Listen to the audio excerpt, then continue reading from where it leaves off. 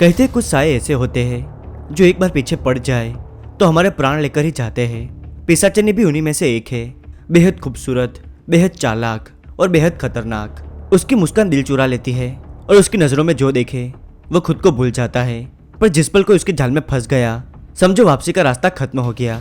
नमस्कार दोस्तों, आपको पता है कि मैंने बहुत दिनों से वीडियो अपलोड नहीं किया क्योंकि मैं प्रोजेक्ट पे काम कर रहा था। बहुत सारे लोगों के मेरे पास डरावने अनुभव आए हुए थे और मैं चाहता था कि उन्हें एनिमेट करके आप सभी को दिखाऊं। इसलिए हमने एक नए चैनल की शुरुआत की है जिसका नाम है तंत्रवाद टेल्स। जैसे आपने इस चैनल को अपना प्यार दिया है वैसे उसे भी अपना प्यार दीजिएगा क्योंकि इसे बनाने में हमारी टीम की बहुत सारी मेहनत लगी है। रथ यात्रा के दिन आप सभी के लिए इस चैनल पर स्पेशल वीडियो आने वाला है, इसलिए सब्सक्राइब जरूर कीजिएगा। डिस्क्रिप्शन में लिंक मिल जाएगा या फिर आप इसे सर्च भी कर सकते हैं। तंत्रवाद टेल्स आप लिखेंगे तो आपको ये चैनल मिल जाएगा। आइए आज का ये अनुभव जानते हैं। ये अनुभव हमें शेयर किया है रवि जी ने।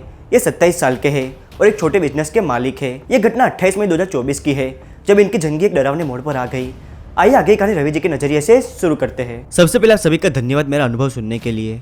मेरा नाम रवि है, मेरी उम्र 27 साल है। मेरी जिंदगी बिल्कुल ठीक चल रही थी।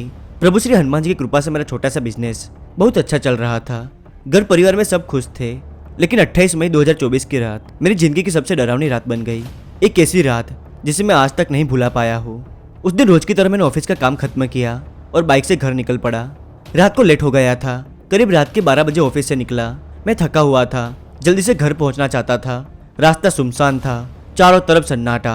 लेकिन मुझे क्या पता था कि उस रात मेरे साथ ऐसा कुछ होने वाला है जो मैंने कभी सोचा नहीं था।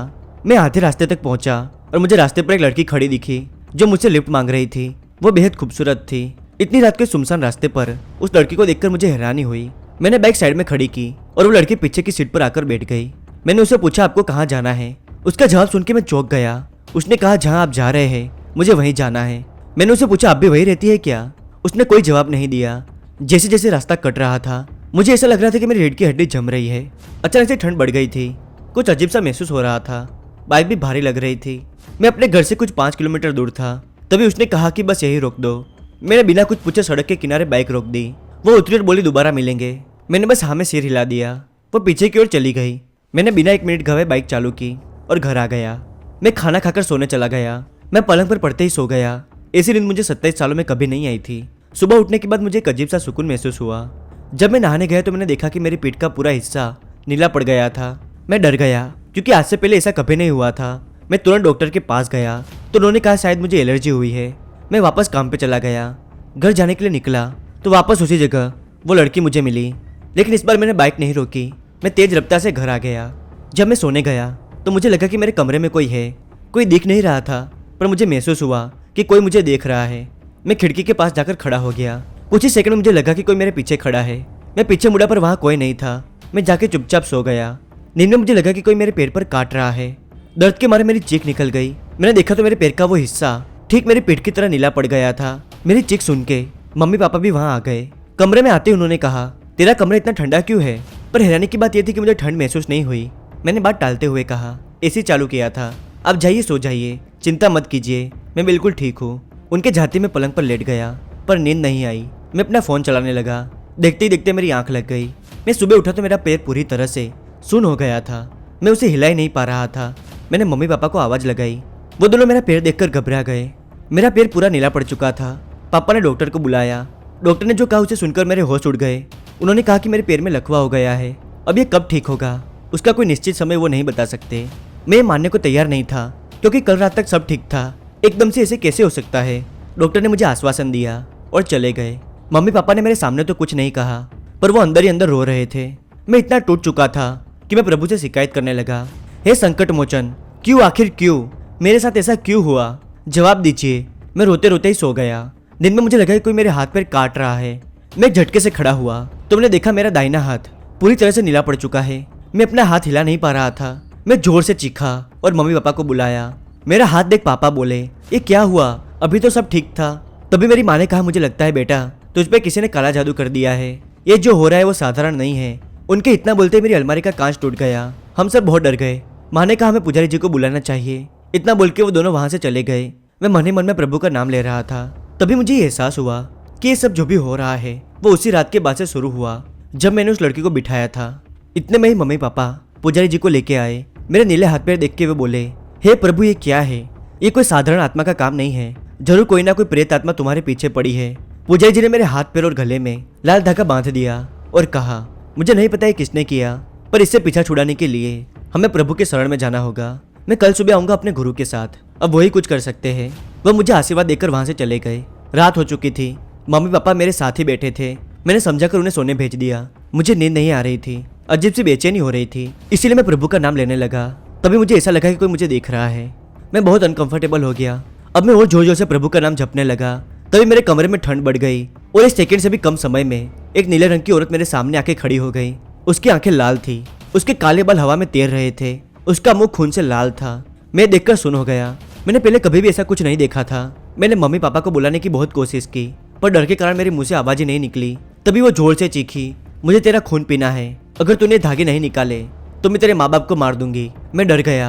मैंने अपने हाथ पैर और गले से धागे निकाल दिए। धागे निकलते ही मुझे नींद आ गई। जब मेरी आंखें खुली तो मुझे कल रात वाली बात याद आई। तभी मैंने महसूस किया कि मैं अपने हाथ पैर फील नहीं कर पा रहा। मुझे गले के नीचे कुछ महसूस नहीं हो रहा था। मैंने मम्मी पापा को आवाज लगाई। मेरा पूरा शरीर नीला पड़ चुका था। मम्मी मुझे देख के रोने लगी। मैंने कल रात वाली सारी घटना उन्हें बताई। तभी पुजारी जी भी अपने गुरु के साथ घर आ गए। जैसे उन्होंने मुझे देखा वो बोले, बेटा तुम्हारे किसी सुंदर मनमोहक स्त्री से सामना हुआ था? तभी मैंने उन्हें सारी बात बताई और कल रात को जो हुआ था उसे सुन के गुरुजी बोले, हे प्रभु इस बालक की रक्षा कीजिए। उन्होंने जो कहा वो सुन के मेरी रूह कांप गई। वो बोले, तुम पर पिशाचिनी का साया है।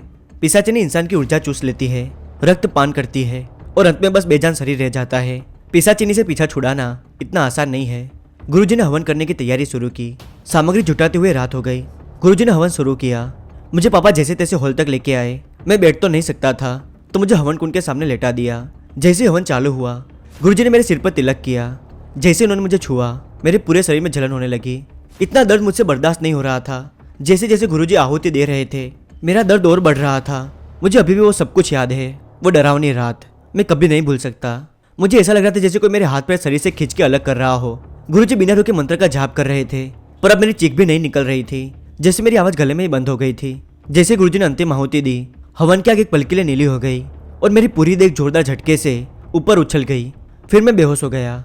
जब मुझे होश आया तो सुबह हो चुकी थी। हवन कुंड की राख अब ठंडी पड़ चुकी थी और पूरा कमरा एकदम शांत था। लेकिन मेरी माँ अब भी रो रही थी और गुरुजी जमीन पर लेटे हुए थे। मेरा शरीर नीला नहीं था, पर अभी भी हाथ पैर बहुत दर्द कर रहे थे। गुरुजी की आंख और कान से खून निकल रहा था। माँ पापा ने मुझे उठाया। थोड़े समय में डॉक्टर भी आ गए।